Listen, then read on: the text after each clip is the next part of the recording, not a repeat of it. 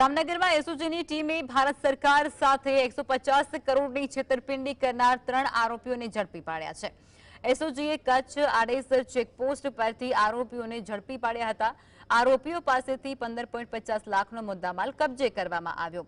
આરોપીઓએ bogus stamp, notary કરાર અને ડમી સિમ કાર્ડનો ઉપયોગ કરી બોગસ પેઢીઓના નામે બિલિંગ કર્યું હતું।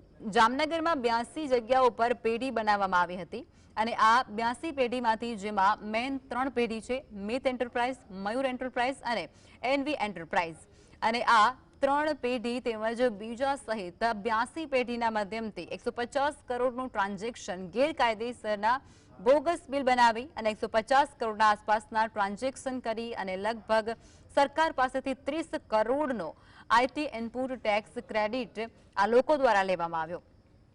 વનરાજસિંહ વાળા, લાલો સોઢા અને સત્યજીતસિંહ જાડેજાને ઝડપી પાડવામાં આવ્યા છે। હાલ આ ટોળકીની તપાસ ચાલી રહી છે। 82 પેઢી આપને ટોટલ બનાવવામાં આવેલ હતી અને આ 82 પેઢીમાંથી મેન જે 3 પેઢી છે, આ 3 પેઢીનું નામ છે મિત એન્ટરપ્રાઇઝેસ, મયુર એન્ટરપ્રાઇઝેસ અને એનવી એન્ટરપ્રાઇઝેસ।